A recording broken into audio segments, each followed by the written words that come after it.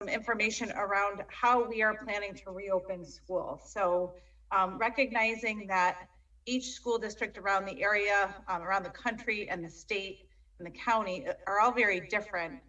There are some unique things that I'm sure you as parents are wondering and wanting to know and have some time for questions for tonight.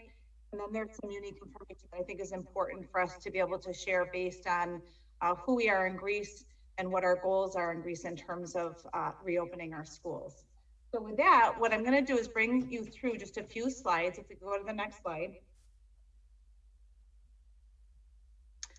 And this is just to provide some context for you. So before I do some introductions and some additional context setting, there are over 185 people on the line right now. We had over 800 questions submitted just through the registration process. But I want people to be aware that there was also dozens and dozens of questions that have been sent to us throughout. I have saved every email that I've gotten from parents with questions. We have organized all of the questions in an ongoing way, combined with the questions that were submitted through registration. And in addition to that, we have a couple of parent partners, Cassie Dunn, who so kindly gathered a ton of information from parents and helped to organize that for us so that we could frame a presentation in a way that is going to be most helpful to you. So rather than try to answer 800 questions separately, what we've done is we've put together a brief presentation that answers some of them. So the presentation that we'll work you through is going to hopefully answer the most commonly asked questions. And then as we go through, you're going to see there was 3 themes that have emerged. What we'll do is spend some time on each one of those themes. So there's COVID testing and contact tracing as one bigger theme. We'll share some information about that, and then we'll do more of a Q&A after each section. So we'll do that for COVID testing and contact tracing. We're going to do that for cleaning, masking, and distancing, which is a whole nother sort of area or topic. And then the instructional models that we're using going forward.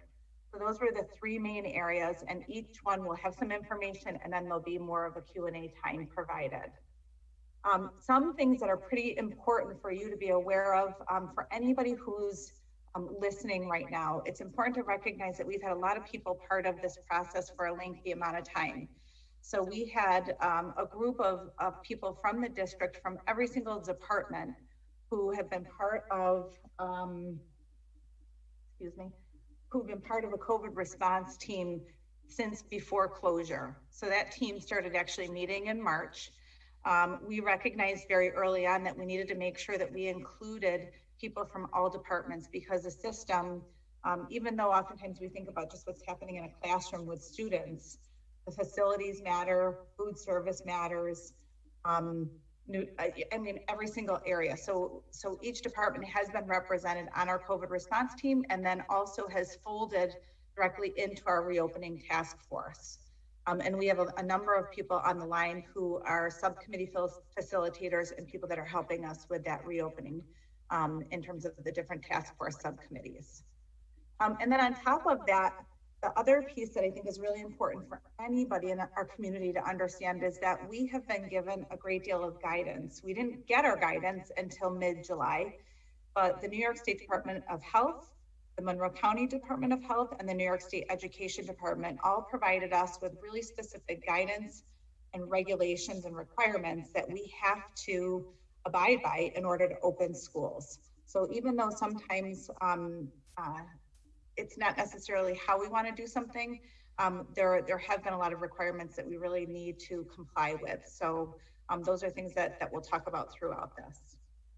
And with that, I'm going to move on to the next slide. So the way we're going to work this is that this whole meeting is going to be recorded, and then it'll also be posted, because we recognize that while some people are here and want to be here live, there's going to be some people who might not be able to, but they can go to the website and watch it afterwards. We're going to review questions, or we reviewed questions that were submitted, and what we're going to be doing, like I said, is using them within the PowerPoint and then also during the Q&A portion. There is going to be live questions. So we're asking you to use the raise your hand feature, which you can see down at in the bar down below. or at the bottom of your computer. You'll have to use the raise your hand feature if you want to ask a question in a live way.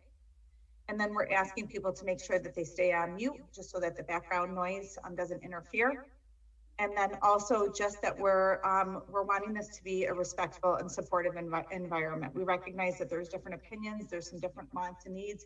We want this to be a place where we can hear the questions that our community is asking and wants to know. And also opinions are fine, but just in a respectful way. And here are some of the people. So some of the people who are maybe taking questions tonight. So I'm going to do probably the lion's share of the speaking tonight, but there are going to be times when there are questions asked or things that need to be shared by other people. So you can see the different areas here. I didn't put everyone's individual title, but we've got people here that are part of my cabinet.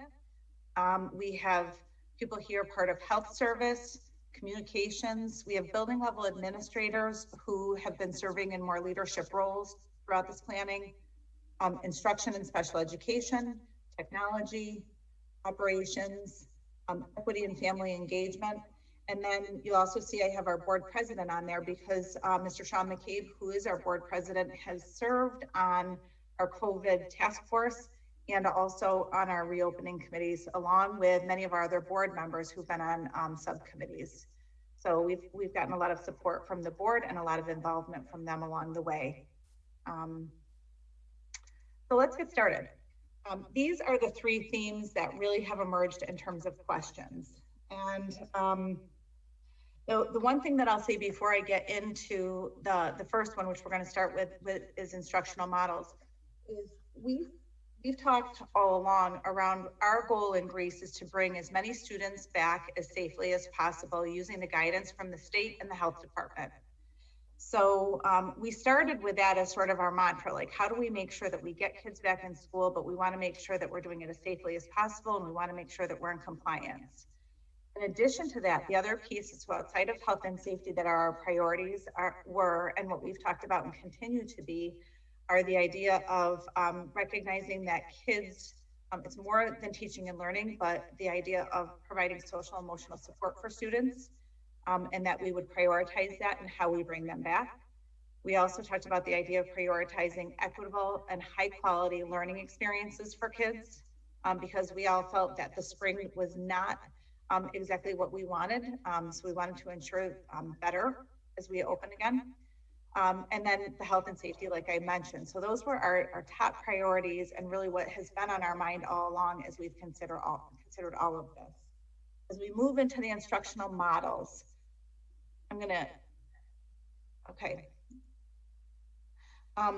there are two different options essentially that could be selected. And at this point, as parents and community members, you probably know this, but there are some people who've chosen 100% learning remote option. We are right now at about 16% of the students in Greece have selected this option. So if that is what you selected, what's going to happen, and we're going to get into a little bit more detail at the end of this segment. So I'm just going to go through in a pretty general way. Students will have a school provided device.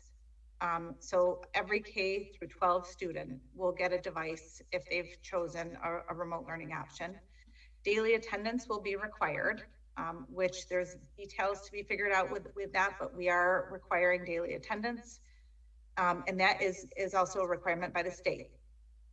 IEP programs and service, so individual education programs and services will be provided. Students are opting out for a semester at a time.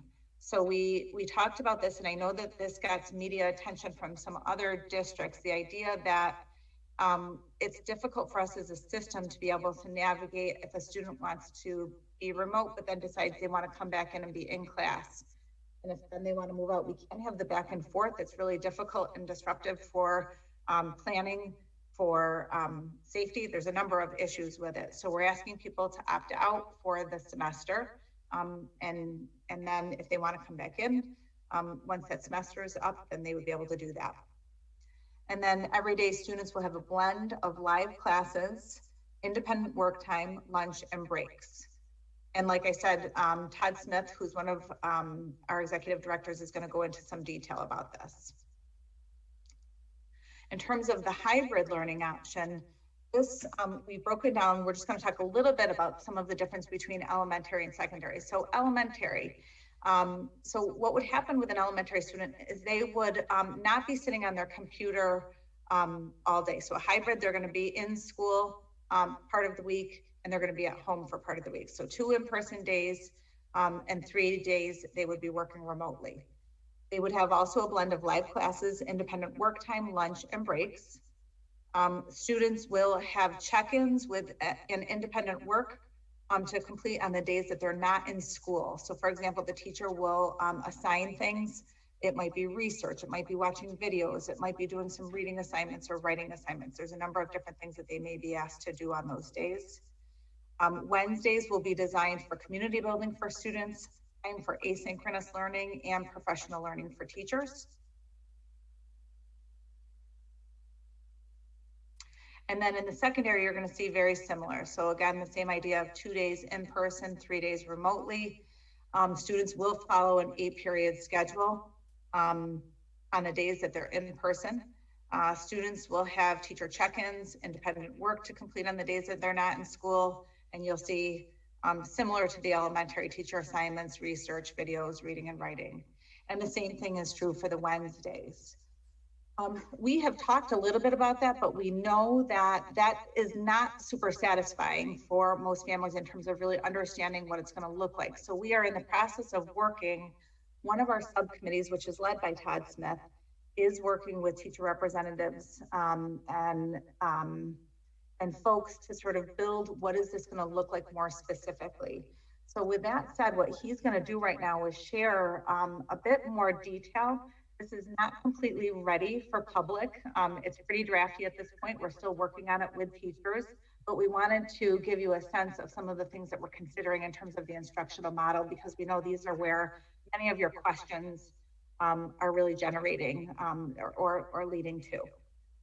Yes, thank you, Kathy. So Kathy spoke to a lot of things. I'm just going to try to get a little bit more specific in a few areas. So one of the things we heard from parents loud and clear was they wanted some consistency in communication, especially if they had multiple students, they were getting communications in a bunch of different formats. So what we are putting out there this year is that at the early grades, pre-K through 2, Seesaw will be the primary communication app, and then Google Classroom for grades 3 through 12. So we have more consistent expectations and hopefully some consistent release times so that parents can know where they're going to get their information and hopefully when they're going to get their information. And if we go down to page 2 there, Mike. So looking at the elementary level, just like what might it look like for your child? So what we're really envisioning, and this really pertains to the remote students and also your hybrid students when they are at home, is a couple of check-ins that will be pre-scheduled, so you'll know well ahead of time, and they'll be consistent week to week, where teachers may be checking in at the start of the day and then maybe midway through the day, really focused on community building, SEL, and then maybe some periodic instructional check-ins where they might be providing individual support, but then a variety of asynchronous learning experiences for your child to complete throughout the day. That could also be done in alternative times based upon your family schedule, because we know there's a variety of things between daycare and work schedules. So we're trying to create that flexibility, some live teacher check-ins and support, but also flexibility for the family. If we go down to the secondary model, again, we heard loud and clear we wanted from parents that they wanted some consistency for their children. And so what we're really expecting here is you see this schedule, whether you are in person or remote, you're still following the schedule. So if you are remote fully or remote because it's your day home from hybrid learning, you're checking in and following the same schedule as the students who are in school. Checking into those same classes, teacher will be setting the agenda and the vision for the day, and then you'll have a variety of synchronous and asynchronous experiences to do. So to increase that accountability for our students and consistency for them. And as I said, that's the same whether you are hybrid or fully remote. I really do think that will go a long way to helping our students get engaged in that structure that they need. Now, those things will be available offline, but we're highly encouraging our secondary students to follow that routine. It's good for their expectations and those things going forward. And there's going to be a variety of additional clarities around grading and attendance and those types of things coming out soon. Just to kind of increase those expectations for our students and hopefully provide them a better structure. So a couple of important things to also note is that we are working on currently putting together a back to school, like reopening handbook for parents. In that reopening handbook, we would have an example of what that schedule will look like. So there'll be many of the things that we talk about today and any of the things that we've put out currently that we have maybe up on our website, we're going to be compiling those all together into what I think is going to be a really helpful handbook for parents that you'll be getting shortly. So that is something to come. And then on top of that, the other piece related to the some of the specific school questions, I know that the schools will also be hosting opportunities to be able to talk. And then they'll also obviously be doing following up with ongoing communication as well. So there's going to be plenty more opportunities, honestly, to get questions answered.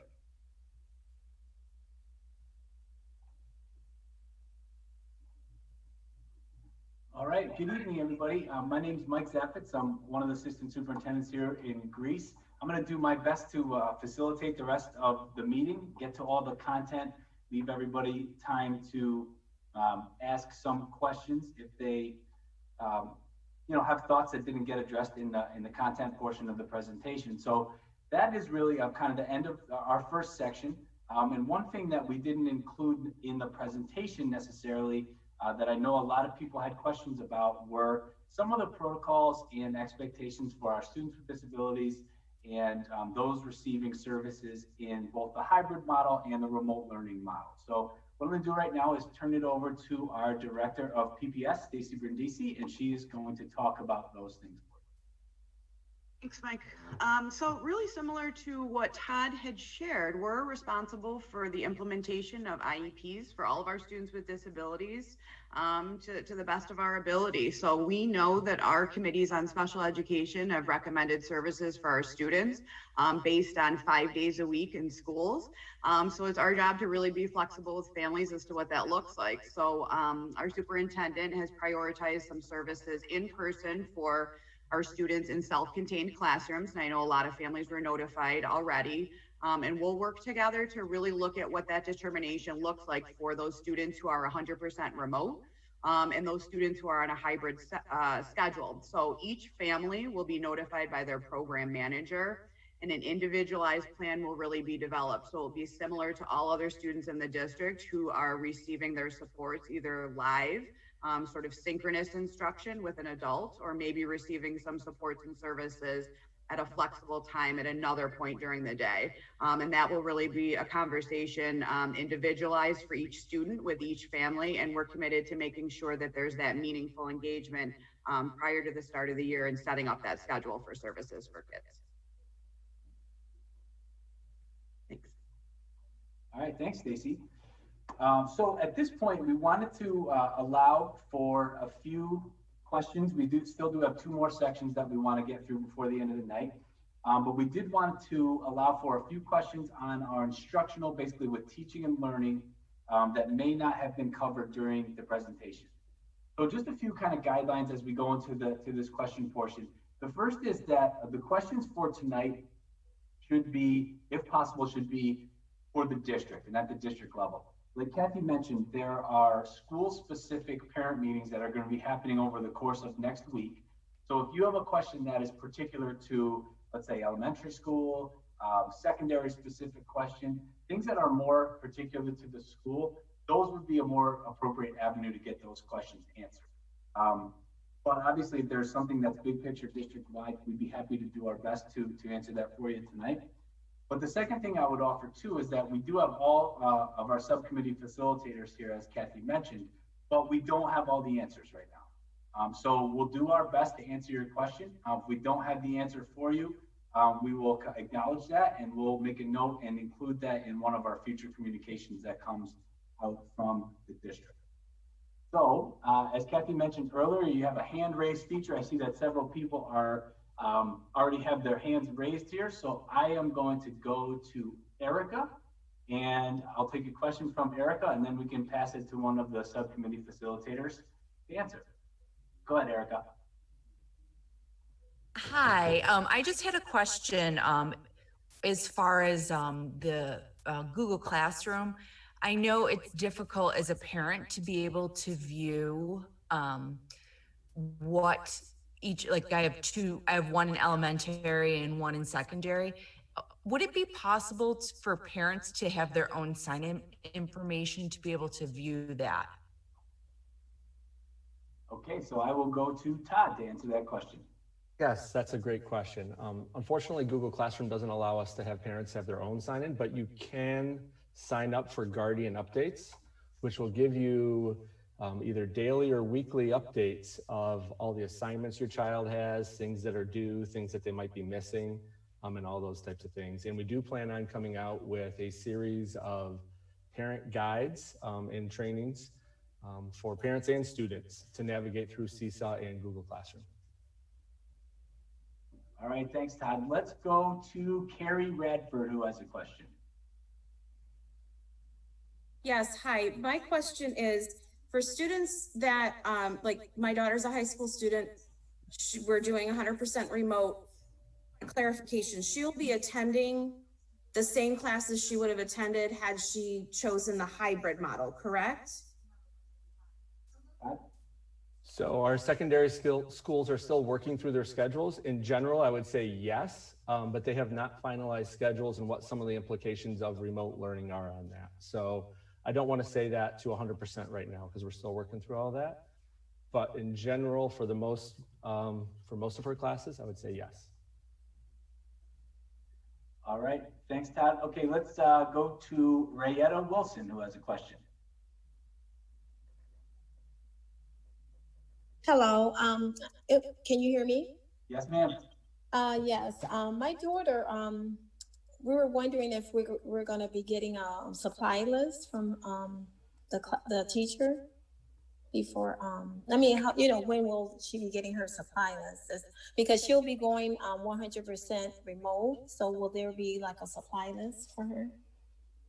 Yes, that's a great question. So we are delaying some of those things that you normally get, say mid-August, because we're making adjustments based on COVID, right? Like what students can actually use and what supplies can be shared. And so the supply lists that we normally have are being changed and morphed. And so you will be getting that. It might be a little later than normal, but that will be coming out to you at some point here. Thanks, Dad. Let's do one more question and then we'll move on to the next couple sections. It looks like, let's see, Carissa Mole, I hope I am pronouncing that right. My apologies if not. We'll take her question and then we'll move to section 2. Hi, just as a parent of a child with an IEP who has really struggled with remote learning, both in the spring and then throughout the summer sessions, my question was more along the lines of, will there be opportunities? So he's in an ICT classroom. He's not in one of the self-contained classrooms that can go the 4 days a week. Will there be a reevaluation for children like him who really struggle with the online learning to possibly have access to school more than the 2 days a week? Yeah, I'll take that question. Chris, I think that's a great question.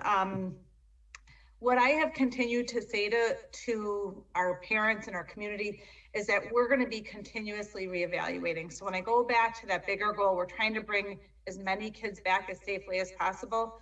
Our goal is to get more kids in. So a common question that I've gotten is, if more kids do remote, will that make room so that my kid can come 4 days a week? Which is a great question, and certainly one that we're looking at in terms of trying to identify everything with enrollment, numbers, space, and all of that. So I guess to answer your question, yes, we're going to be reevaluating. I've been clear that we're going to start in this way right now with the model that we have, but that we're going to continuously be looking at our enrollment, our numbers, and if there's a way that we can get more students in, And I will say, you can see that we prioritized our special needs kids right off the bat and our English language learners. So if we can get particularly our kids with needs in for longer and more days, we're going to try to do that. I would think that that will happen at natural periods. Like, so when you're thinking about those quarters that happen naturally during a school year for grading and things like that. So if we're able to make some adjustments, I would imagine like a first quarter would be the time that we would be able to do that. Thanks, Kat. So I do see that there's some more questions here. What I'm going to ask is that if you have a question, you just kind of keep it for later in the presentation. Hopefully we're going to have time to circle back to some more live questions and answers, but we want to make sure that we get through all the content because there's a lot of questions and content that need to be addressed with the other sections as well. So let's start off, turn it back to Kathy for section 2 on testing, screening, and contact tracing. Okay, so this is another area that is really on people's minds. We've gotten a ton of questions related to this. There has been media attention and things being shared by the governor and so on. So I think that this is an important area to clarify. I currently am sitting on the Finger Lakes Reopening Committee. I meet regularly with Dr. Mendoza in the Department of Health. We just recently got some updated information from him at the very, very end of last week. So what I want to do is just walk through sort of what I know, but I also want to be clear that we have a couple of documents that are going to be put up this week on our website around testing and around contact tracing that will clarify exactly, like it'll answer basically all the questions, but it'll be in a more formal document so that anybody can go to the website and see it. And then it'll also be included in our handbook. Essentially, there's a lot to this. The idea of health screens is one thing that everybody is wondering about. So yes, we are expecting health screens. Currently, anybody who's coming into work in Greece Central does a health screen every morning. So before I go to work every day, I have to answer, make sure I don't have a temperature and answer key questions about how I'm feeling so that I know I'm not symptomatic before I go into work. That will be true for all of our employees. What we're going to be asking kids to do and families to do is the same thing. So there'll be a screen where you're asked as a family to make sure that your child doesn't have a temperature and make sure that they're symptom free. So the key questions that you've been asked probably 100 times over the last couple of weeks as you go out and about to different places. We are looking for that. Dr. Mendoza and the Department of Health has been very clear that that should be done at home with parents. What they really don't want to have happen is kids coming into school without being screened and getting their temperature taken at the door, only to find out that a student has a temperature. And now they've been on the bus with other kids and been standing in maybe the front office space with other kids and people. So we're trying to really get that whole idea of a health screen done at home with the idea that if a student didn't get that done, or if we had a concern around obviously the way a student looked, we're doing spot checks and checking in with kids all the time as they come in, where we would also be able to identify maybe if someone wasn't well. So that is one piece. There is not going to be COVID-19 testing on campuses. So that was a little confusing. That was some information that was shared, and I think it is done in some campuses down in New York City and other parts of the country. At this point in Monroe County, where we are, that is not something that we are doing. The question that has come up again most frequently is what happens if a person exhibits symptoms during the school day. So I'll describe sort of what I can imagine happening. We are going to have kids who come in who are fine in the morning, just like many of us walk in to work fine, and then at some point during the day you start not feeling well. That might be a fever, could be a cough, sore throat. There's a number of different things, and this is going to be challenging because we know anytime school starts, it's not just COVID. There's a lot of gunk and stuff that kids come into school that we see in the fall. The first thing that's going to happen, and this is through the protocols with the Department of Health, is the student would be brought to the nurse and isolated from others. So we've been, part of the things that we have to do as a district is make sure that we have an isolation space. So a space where we can ensure a child can be separated. the child would be separated and obviously monitored with an adult. We would immediately call home and have the parent or guardian come pick the student up as soon as possible. So that would be a phone call with a contact, talking to the parent, asking them to come, and also talking to them about getting in touch with the doctor. Because part of the return of a student, according to the most recent guidance from the director at the Department of Health, is that for a student to return to school, if they're showing symptoms and have been sent home, come back, and this is important because it's pretty significant, you'll need documentation from the doctor. At this point, it reads a negative COVID test result and need to be symptom-free for that student to return. So I share that with you because I recognize that's safe.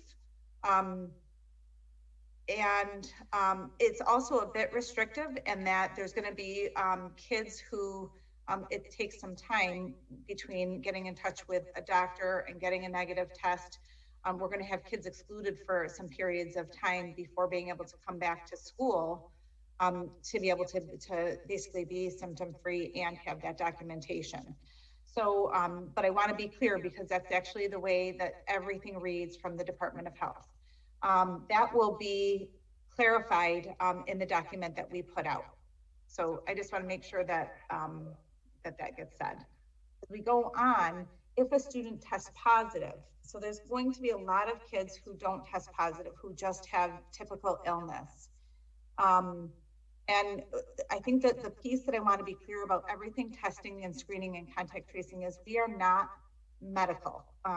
We are educators. I joked around at a meeting not long ago about the fact that, you know, I'm a trained teacher. I was not trained as a nurse or to be a doctor or any of this.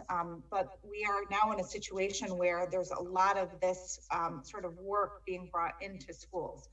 If there's a positive, Department of Health is the lead agency. They've been very clear that they're the lead agency. They take over and they do everything related to contact tracing. So they'll be in touch with the school, they'll be in touch with the family, and they'll actually take care of all the contact tracing and the communication related to who needs to be isolated or quarantined and for how long. So I think that's an important piece, but I'm going to point out right now that will be messy because the Department of Health may not be, you may be as the family, the first person to find out that your child has tested positive.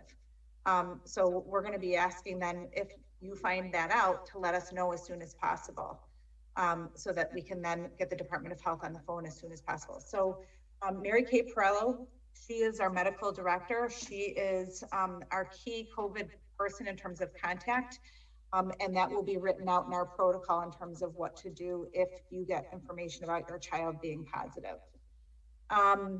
Information will be shared. So the community will be notified if there's a positive case.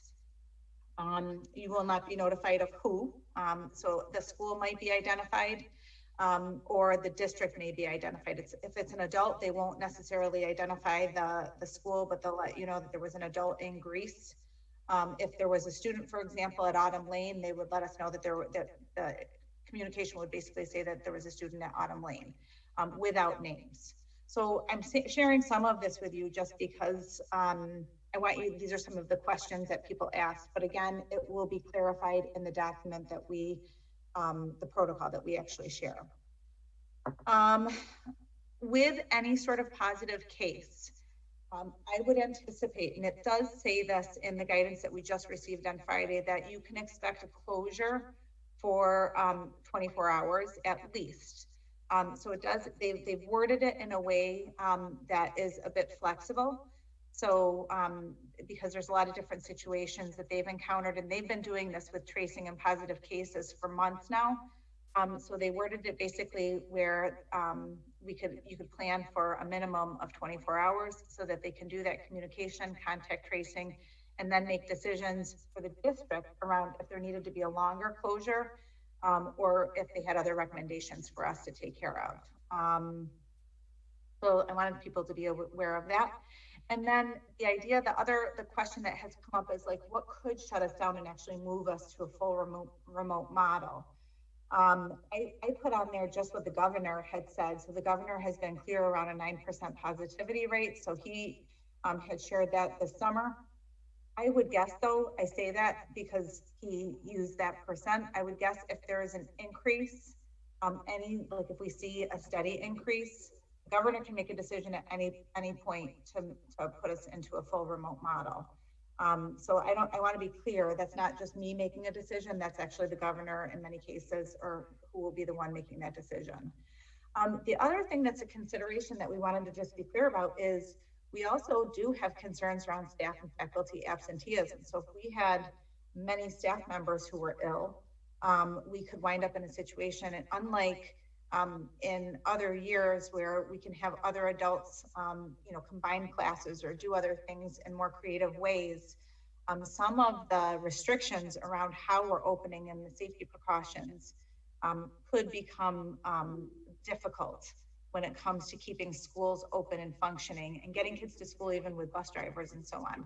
So I don't think that will happen, but I wanted to at least put that out there, that that's a concern that we continue to have. And then the other question that people have asked is the idea of what can get us back into school full time. So I think that's a great question, and I don't have an answer to that. I look right now, our percentage across the county right now is incredibly low.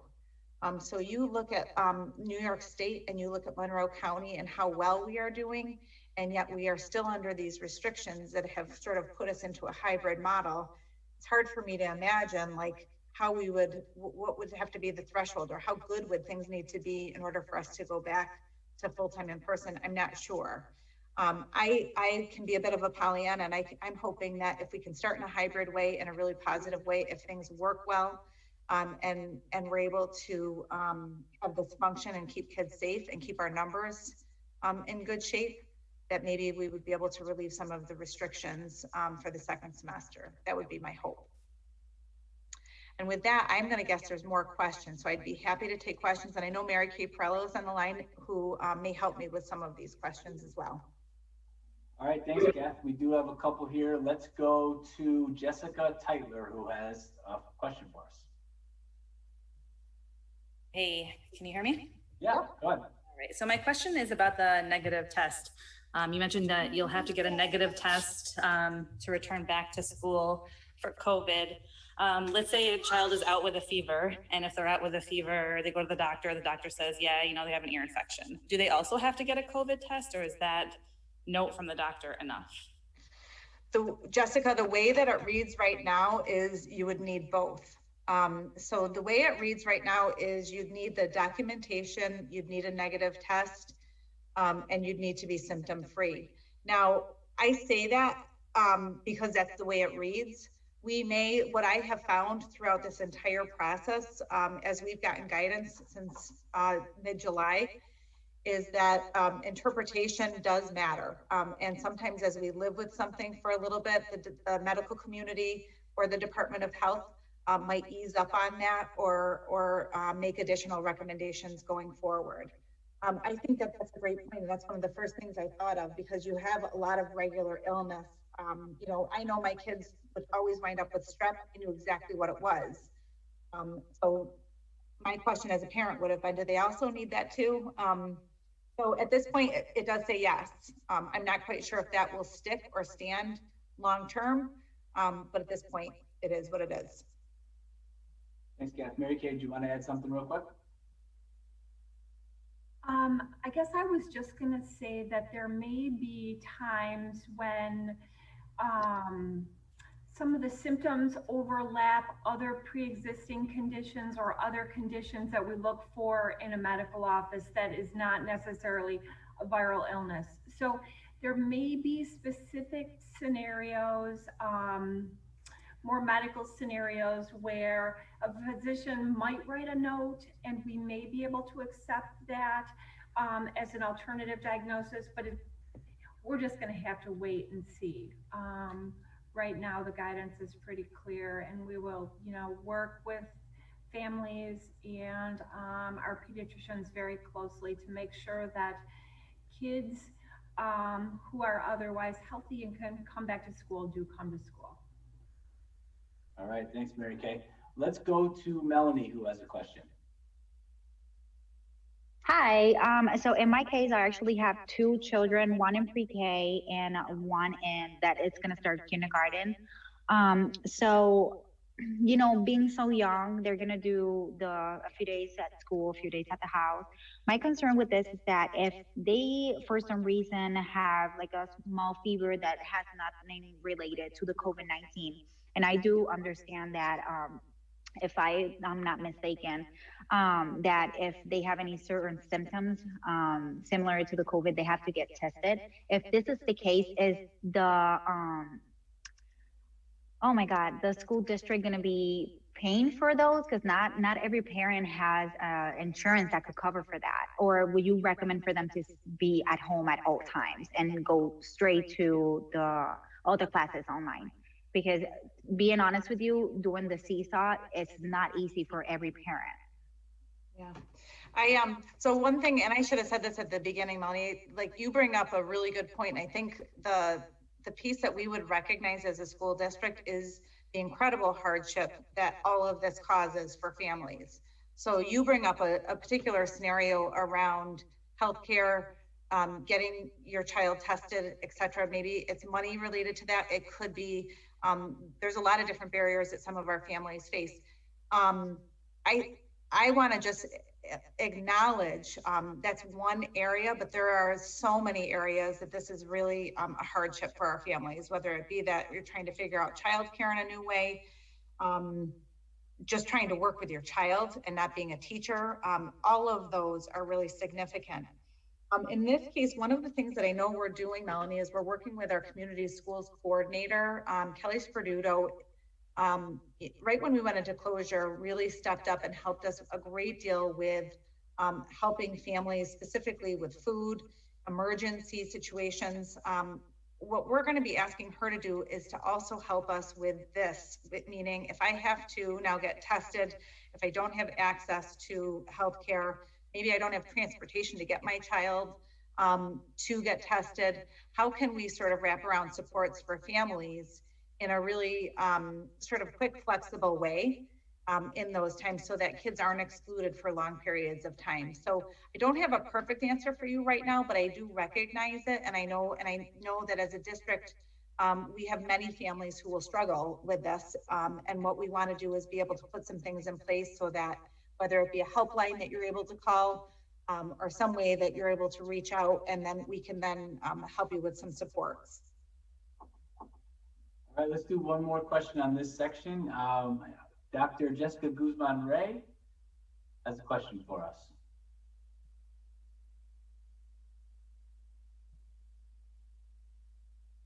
Hi, I have a question regarding teachers. So my spouse is a teacher for a different school district, and the question is, what are the expectations that teachers will be available in the evenings for folks who have questions?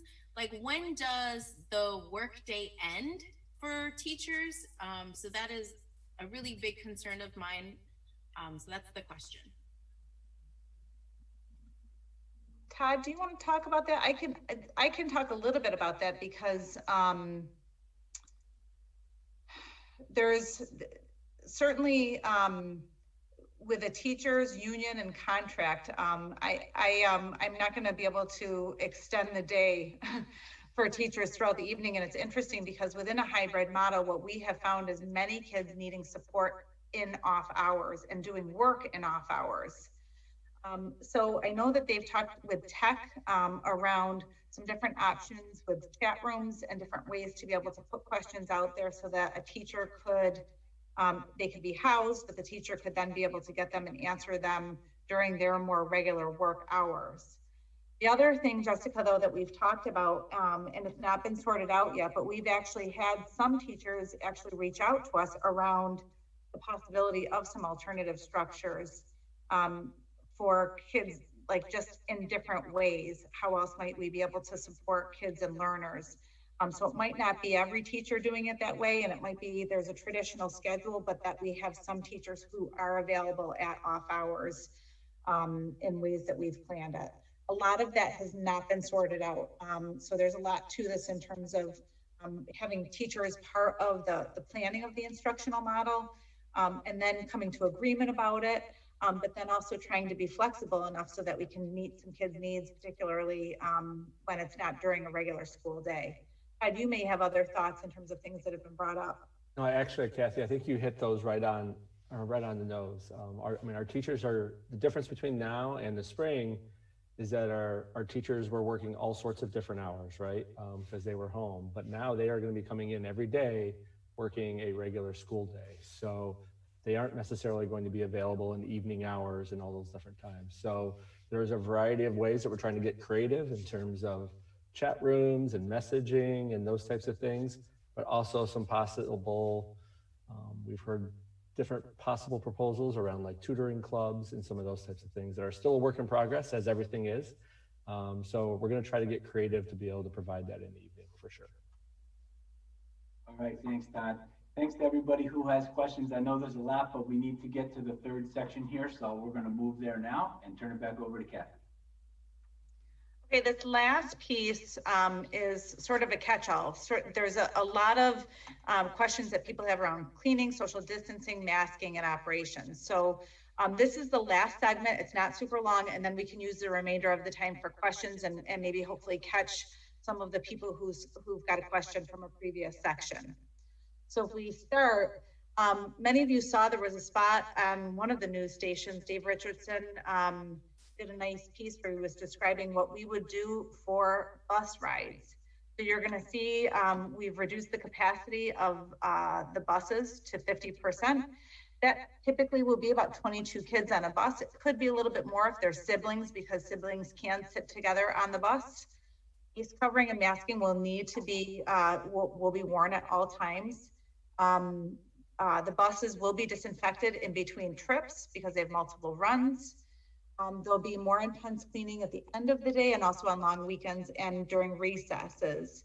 And then the other piece that's important to know about the bus is hand sanitizer. You can't use it on the bus. It's actually prohibited because it's combustible. They can bring it into school and they can carry it, but they just can't use it on the bus. So those are some key pieces that we want people to know about the bus. In school, what we're planning for, and our architect actually did an analysis of us so we could see in our classrooms how many students can fit based on our square footage. You can see there's a range. So if it's a smaller classroom, there's a smaller number of students that can fit in there.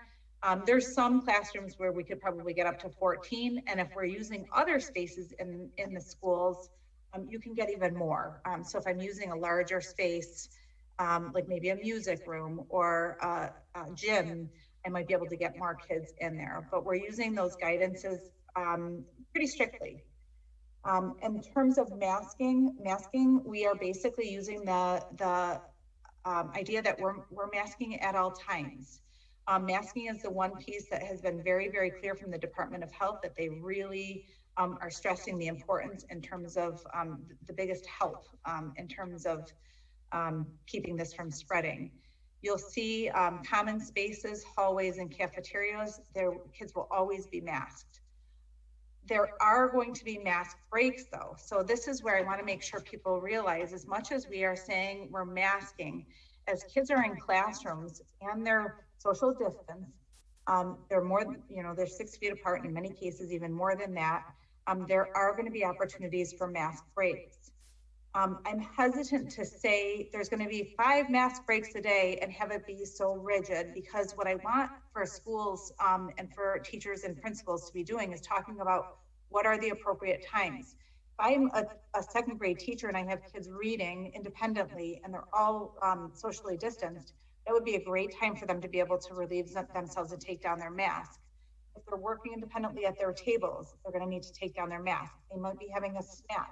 They're going to take down their mask. So there will be breaks throughout the day, and we'll be talking and working with teachers around really what that is going to look like. But I want to assure people that they're not going to be stuck in their mask all day. There is going to be significant changes to our cleaning protocols. We've hired additional custodians for the district for this reason. So high contact areas, doorknobs, bathrooms, Things that get touched more frequently will be wiped down more frequently and cleaned. Desktops will be wiped. And then buildings will be thoroughly cleaned and disinfected each night. Now, initially, I just want to dispel this whole idea that Wednesday was going to be a deep clean. That was something that was talked about. It was shared, I think, on the news and so on. Our buildings, what we found out very early was that through our facilities is they're going to be cleaned and disinfected each night. So there's not a worry about the Monday cohort and the Tuesday kids coming in, because that Monday night, things will be cleaned and disinfected. Deep cleaning, we're going to talk a little bit about and when we would use that and why we would use that. We're going to have Kurt Keller talk a little bit about that after this. And then also the question around ventilation has come up. So our ventilation, Kurt is also going to talk a little bit more about that because he is actually more of an expert in that area. But our air handling systems are actually in great shape. Many of them are actually brand new as part of our capital project work, but they can actually adjust those to increase use, bring in more outside air. There isn't any concern about ours. I think people confuse a hot classroom with bad ventilation. And unfortunately, in September, our classrooms are hot. And they certainly don't feel like they're getting tons of ventilation, but our air handling units are actually working well. So he'll talk about that a little bit more. We have hand sanitizing stations that have been installed throughout the buildings. We have added dividers to add to social distancing. And so those actually have been ordered so that we can be flexible with also groupings a little bit more. So some of those plastic dividers for classrooms and other spaces. And then there's going to be a significant amount of directional signage and sort of guidance visually so that kids know where to stand, how, like if they're walking through the lunch line, when they're in the hallways, just so that we can control traffic flow and also just remind kids around that spacing the best that we can. I want to say the one thing that I think is really important is to be realistic with this. So the guidance from the Monroe County Health Department is clear around social distancing, but it's also clear that there are going to be times during the day for short periods of time where we won't necessarily be 6 feet apart. Passing time at the high school, we will work to obviously have kids move to their next class quickly. We're going to have more adults present to help kids move along. They're not going to be stopping at lockers. There's going to be a lot of those things, and obviously we're having a smaller number of kids, but you're still going to see kids closer together than we would typically see in classrooms and in other spaces during this time. So I want to make sure people, because I'm imagining that picture from Georgia, and I'm imagining, depending on the view in a hallway, what that could look like. Please remember, it's a short period of time, and we're going to be working on really getting kids to their next destination as quickly as possible, and they will be masked in the hallway. So that's just some of the like the stray questions that have come through. Mike, I'm going to turn it back over to you because I know we've got a couple of key questions that you picked up on, and then I know we want to get to some of the folks with live questions. Yeah, there was when we were reviewing the questions that came in from the community, there was a lot on school lunches and just food service program in general. So what I'd like to do now is just turn it over to Paul Palmer, who's our director, and Paul can tell us just kind of from a district lens some expectations for our food service program for our both our hybrid and our fully remote students. Yes, hopefully everyone can hear me. I just want to speak initially about, let everyone know that all virtual learners and in-school students will be able to receive same-day breakfast and lunch. It will be made available to them Monday through Friday, whether they're in the building or outside the building. For those students who are in school in particular, we will be utilizing the cafeteria line and satellite kiosks to distribute the meals to those children. Our serving lines are currently being altered so we can make sure that we can accommodate the social distancing. And we're working with the facilities group to ensure that. The big difference that the kids are going to see is that we used to give them quite a lot of autonomy with self-service. We're using the terms that everything will be either served, wrapped, or capped. We will be eliminating any of the touch points for any of the food, so any of the self-service items, we will take control over those. They still will have choice, but we will be serving it to them. Hand washing prior to and following meals will be a requirement. Masks and constant sanitizing will be a requirement, not only for my staff, but for the students as well. This will be a big one, but all transactions will be touchless and cashless. We already have the technology for this, as the barcodes are already on student IDs. So at the secondary school level, the students will only need to come in the barcode scanners will be able to read their ID at the register, so they won't have to use keypads or anything like that. At the registers at the elementary school, those are set up by classroom, so when the kids come through, their classroom will populate, they won't have to touch anything, and our cashiers will be able to, just by utilizing the touch screen, be able to do the transaction. Unfortunately, menu choices will have to be reduced. We want to be able to accommodate speed of service and minimize congestion wherever we're able to. But the kids will be happy, though we're reducing our menu, we will be building it off of their favorites. The question comes up on where will the kids actually be eating their meals. Depends on the school. There is a combination. Some cafeterias are able to accommodate social distancing, and those cafeterias can be utilized. Others will be utilizing their classrooms, and others will be doing a combination of both, just to make sure that we are able to keep the kids safe. For virtual learners specifically, as I stated earlier, same-day breakfast and lunch will be made available for pickup at each student's home school.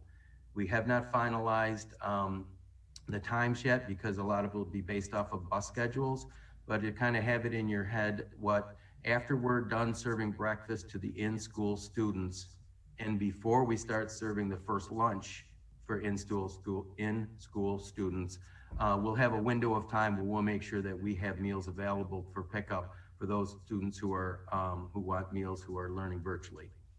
How will this work?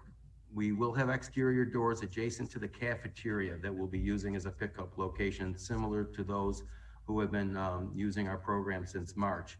Parents will not need to enter the building. They'll only need to come in as few as 6 feet. We will have meals ready to go for them, both breakfast and lunch for that day.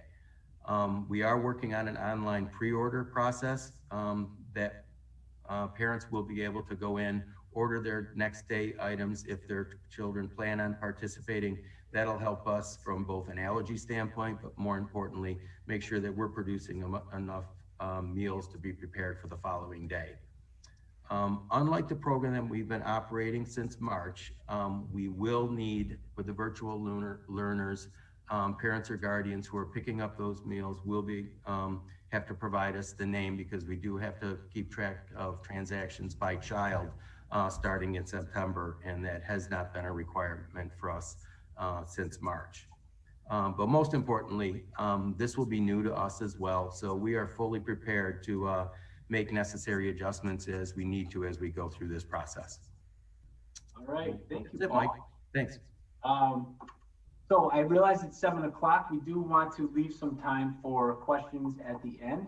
So we'll plan on extending till at least 7:10 this evening, maybe 7:15. But I do want to make sure that we get to Kurt Keller, who's our operations supervisor, who is going to talk a little bit more about our ventilation and some expectations and protocols with regards to cleaning and disinfection. Okay. Mike, as the superintendent pointed out, many of our HVAC systems have been replaced in recent capital improvement projects, but all of our systems district-wide do meet SED requirements for ventilation. We met with our planning department, and we are going to look at ways to increase above that requirement the ventilation. Some of those methods are the building occupancy, the amount of people in the buildings will be decreased significantly due to the planned hybrid learning model. The reduced amount of occupants in the space means increased ventilation per occupant with no changes to our current ventilation system. Additionally, building occupancy demand ventilation software will be disabled in all rooms during the scheduled occupancy periods. Some of our rooms have sensors that detect movement and adjust ventilation when rooms are not occupied. This feature will be disabled during scheduled occupied periods to maintain set ventilation regardless of room occupancy or movement detection. Building management system scheduled occupancy periods will be extended longer to increase the amount of air changes per day. And one other issue that has been raised is a question about filters. All of the filters in Cree Central School District meet the current SED requirements and equipment manufacturer specifications. So that's briefly what we're looking at for ventilation. As far as cleaning and disinfection, we updated our current standard operating procedures that we had in place to look at all the guidance from the Department of Health and the CDC. And we have a 9 or 10 page document that goes into a lot of detail for the custodians, but to briefly go over some of the changes or some of the things we'll be doing. We'll be frequently cleaning and disinfecting the high touch surfaces throughout the day. Those include door handles, push plates, drinking fountains, handrails, etc. Gang John bathrooms will be cleaned and disinfected frequently throughout the day, and a full restroom deep cleaning will occur at the end of each day. It will be an all hands effort to clean classrooms and office spaces. We'll have cleaning materials available for teachers and other staff that can use those as needed or desired in their spaces. Cafeterias will be cleaned between lunch periods and disinfected. Disinfection will occur daily. Classrooms will be cleaned and disinfected every evening between cohorts. Offices will be cleaned and disinfected daily. A daily cleaning disinfection log will be maintained in all buildings. And in each classroom, they will be cleared of soft surface materials that can't be disinfected efficiently. Examples are upholstered furniture, beanbag chairs, stuffed animals, pillows, area rugs, carpets, throw rugs. And lastly, hand sanitizer will be available at strategic locations of congregation throughout the building. Hand washing with soap and water should be the primary method of disinfecting hands when possible. That's kind of an overview of a lot longer document. All right, thank you, Kurt. So I realize we're a little bit over time here, so we are going to hang on for some questions. I do want to, for those of you who may have to leave, put your kids to bed or whatever has to go on a Sunday evening, we do want to just kind of wrap up here with the presentation. I'd like to turn it back over to Kathy to just wrap, just let you know that we will be sticking on until about 7:10, a little bit after, for those of you who have some lingering questions. Kathy? I would just echo what Mike has said in terms of thank you. We recognize, I guess, what a challenging time this has been for our community. We recognize that in order to be able to reopen our schools, we're going to need to really work together as partners. We care deeply about the questions that you have and recognize that 1 hour session isn't going to necessarily answer all of those for you. So we are committed to continuing to answer questions. We will continue to do that in a variety of ways. We have more of these sessions. We have the handbook that's going to be going out. We also have the Friday updates that will be being sent, and we'll continue to sort of give you as much information and update you, as well as the handbook that's going to be going. So please know that there's a lot of different ways that we can still continue to get you information and also get feedback from you in terms of what else you need. That's going to be very important to us. With that said, I would just say thank you to everybody who attended. And like Mike said, we do want to hang on and be able to answer some of the questions for people who've had their hands raised. So I think we should start fielding some of those questions while we've got people here. Will do. Yep, so thank you. If you need to take off, that is the conclusion of the presentation. I can tell you right now, we're not going to be able to get through all the questions, but we will hang on here till about 7:15 and get to as many as we can. So let's start off with Tom Tantello. I hope I said that correctly. Tom, you got a question?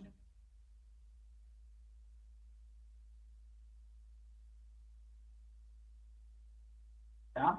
Oh, sorry. This is his wife, Carrie Tantello. Are you able to hear Carrie, me? okay. Hi, how are you? Good. Over the weekend, I read an article that the school district was considering going to a 100% remote learning environment. after the Rochester City School District announced their model.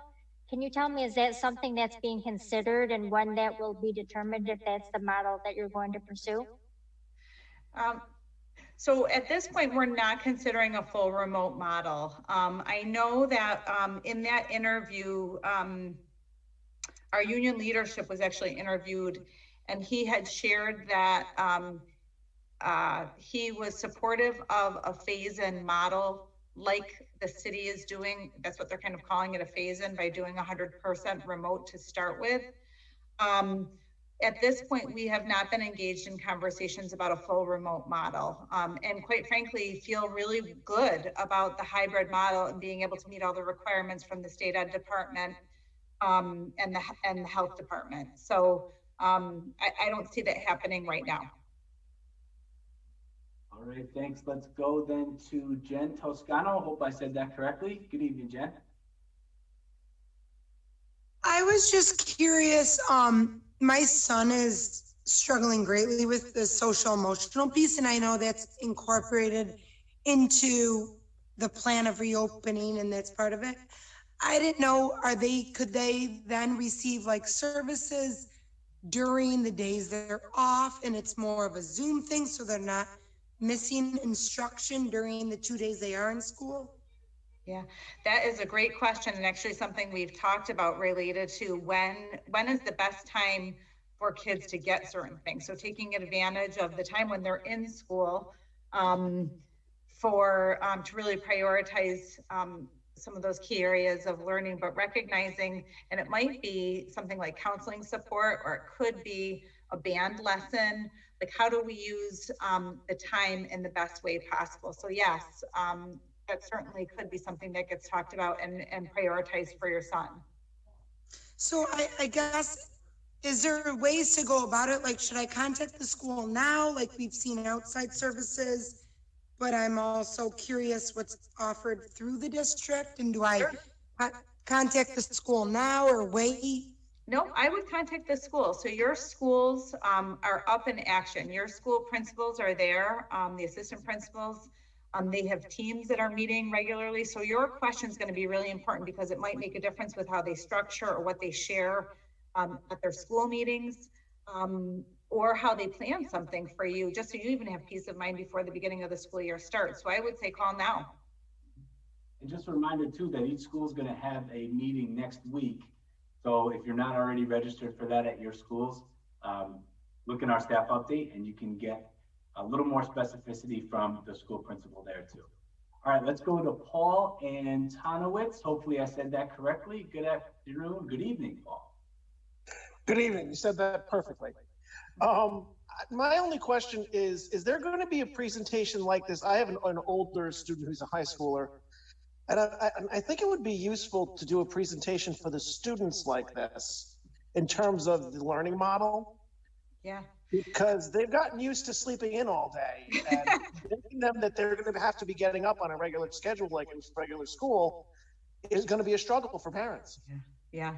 That you bring up a great point. And that is something, it was funny because we were, before the governor came out and said to make sure that we did these meetings by the 21st, we were already starting to think about how to engage and get our kids on in some way before the start of school, because you're right, they need to be the ones taking ownership and realizing what's changed. So absolutely, before the beginning of the school year, there'll be opportunities for that.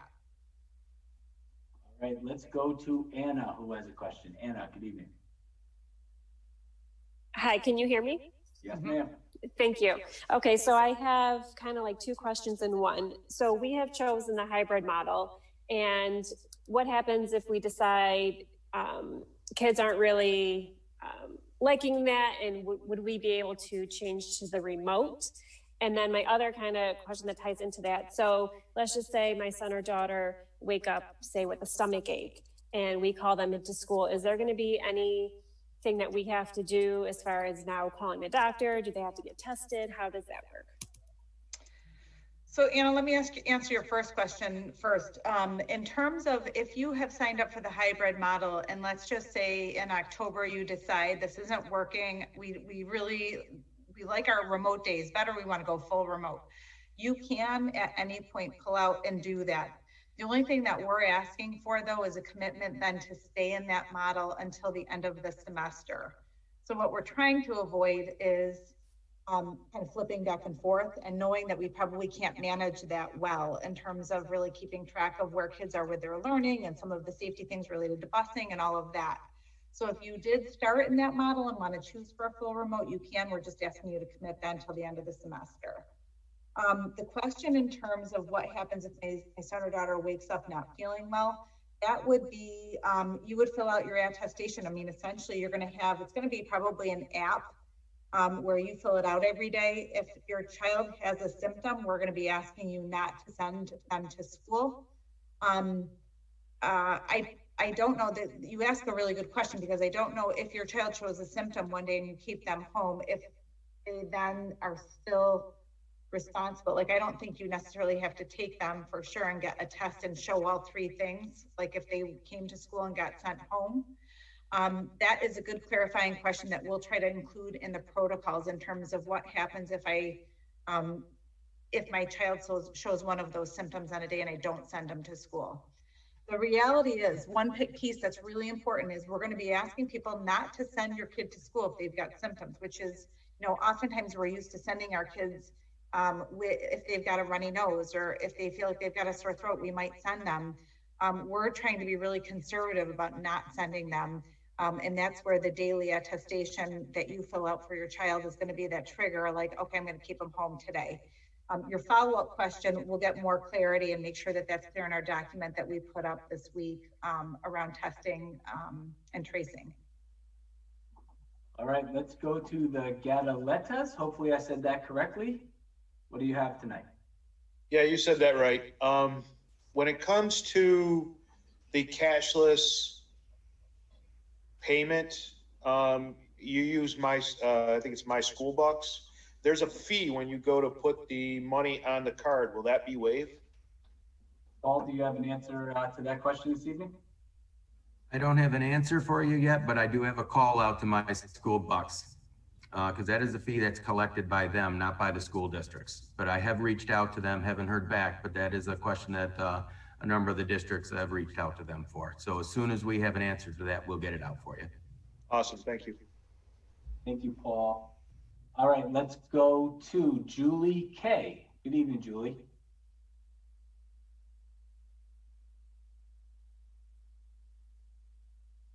Oh, it looks like Julie, I don't know if we're going to be able to get to Julie tonight. Something with the version of Zoom that you're running there, Julie. My apologies.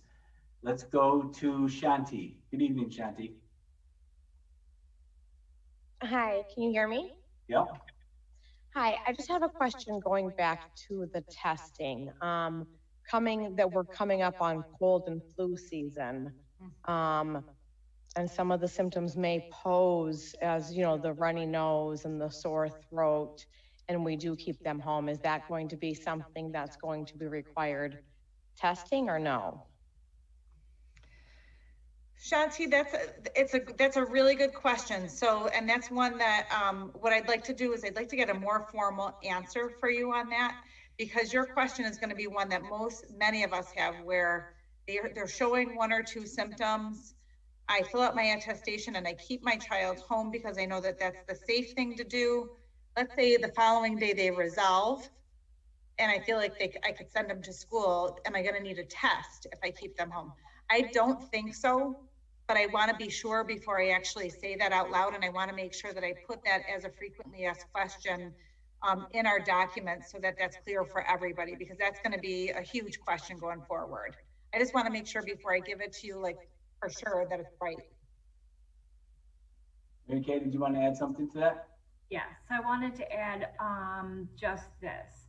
With the hybrid model, kids won't be in school back to back, right? So we want you to be honest, we want you to be truthful, and if your child is having symptoms, that you are comfortable in keeping them home, and then you will know over a few days before they're coming back. And I'm expecting that nurses are going to reach out to families to have conversations about health, right? So if you are concerned, our nurses will be reaching out to you, we'll be having conversations.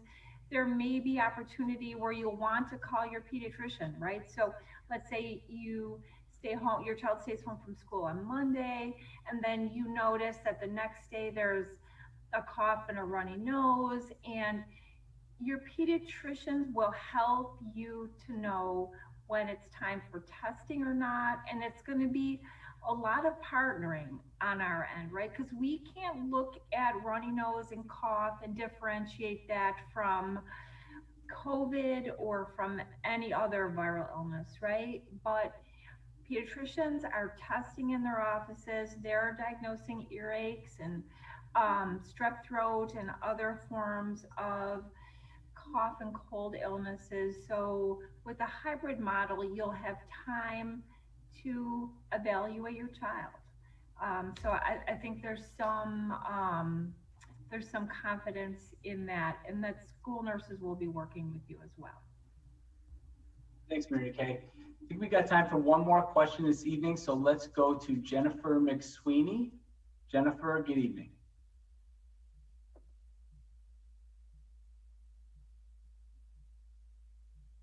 Jennifer? Can you hear me? Yes, ma'am, go ahead. Okay, hi.